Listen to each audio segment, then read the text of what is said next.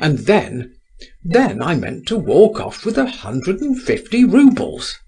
Now, do you not call that base?" "It is hardly an exact statement of the case," said the prince in reply. "You have confused your motives and ideas, as I need scarcely say too often happens to myself. I can assure you, Keller, I reproach myself bitterly for it sometimes. When you were talking just now, I seemed to be listening to something about myself. At times I have imagined that all men were the same," he continued earnestly, for he appeared to be much interested in the conversation. "And that consoled me in a certain degree, for a double motive is a thing most difficult to fight against. I have tried, and I know. God knows whence they arise, these ideas that you speak of as base. I fear these double motives more than ever just now, but I am not your judge, and in my opinion it is going too far to give the name of baseness to it. What do you think? You were going to employ your tears as a ruse in order to borrow money. But you also say, in fact you have sworn to the fact, that independently of this, your confession was made with an honourable motive.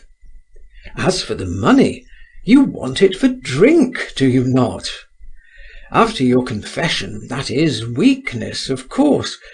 But after all, how can anyone give up a bad habit at a moment's notice? It is impossible. What can we do? It is best, I think, to leave the matter to your own conscience. How does it seem to you?" As he concluded, the prince looked curiously at Keller.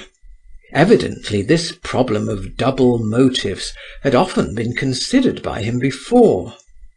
"Well, how anybody can call you an idiot after that is more than I can understand," cried the boxer. The prince reddened slightly.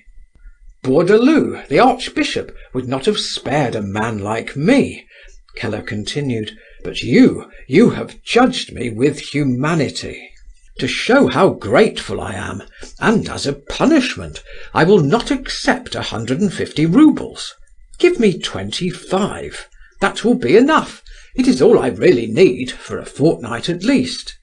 I will not ask you for more for a fortnight. I should like to have given Agatha a present, but she does not really deserve it. Oh, my dear prince, God bless you." At this moment Lebedeff appeared, having just arrived from Petersburg. He frowned when he saw the 25-rouble note in Keller's hand, but the latter, having got the money, went away at once. Lebedeff began to abuse him. "You are unjust. I found him sincerely repentant," observed the prince, after listening for a time. "What is the good of repentance like that? It is the same exactly as mine yesterday, when I said, 'I am base, I am base.' Words and nothing more." "Then they were only words on your part. I thought, on the contrary—" "Well, I don't mind telling you the truth. You only, because you see through a man somehow. Words and actions, truth and falsehood, are all jumbled up together in me, and yet I am perfectly sincere. I feel the deepest repentance, believe it or not, as you choose, but words and lies come out in the infernal craving to get the better of other people. It is always there, the notion of cheating people, and of using my repentant tears to my own advantage. I assure you this is the truth, prince.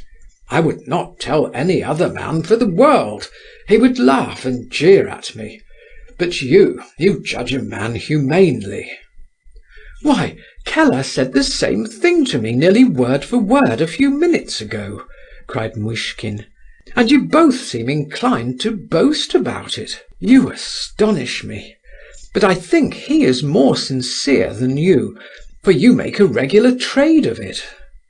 Oh, don't put on that pathetic expression, and don't put your hand on your heart. Have you anything to say to me? You have not come for nothing." Lebedeff grinned and wriggled. "I have been waiting all day for you, because I want to ask you a question, and for once in your life please tell me the truth at once. Had you anything to do with that affair of the carriage yesterday?" Lebedeff began to grin again, rubbed his hands, sneezed, but spoke not a word in reply. "I see you had something to do with it." "Indirectly, quite indirectly. I am speaking the truth, I am indeed. I merely told a certain person that I had people in my house, and that such and such personages might be found among them." "I am aware that you sent your son to that house.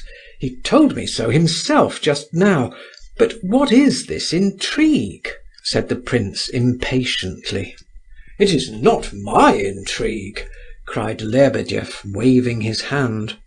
"It was engineered by other people, and is, properly speaking, rather a fantasy than an intrigue." "But what is it all about? Tell me, for heaven's sake. Cannot you understand how nearly it touches me?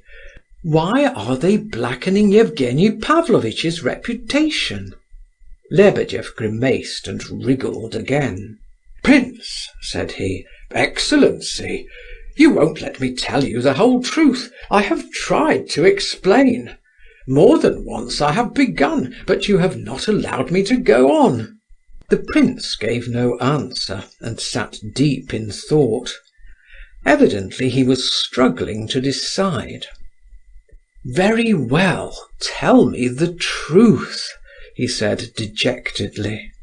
"Aglaya Ivanovna," began Lebedeff promptly. "Be silent, at once!" interrupted the prince, red with indignation, and perhaps with shame too. "It is impossible and absurd. All that has been invented by you, or fools like you. Let me never hear you say a word again on that subject." Late in the evening, Colia came in with a whole budget of Petersburg and Pavlovsk news. He did not dwell much on the Petersburg part of it, which consisted chiefly of intelligence about his friend Hippolyte, but passed quickly to the Pavlovsk tidings. He had gone straight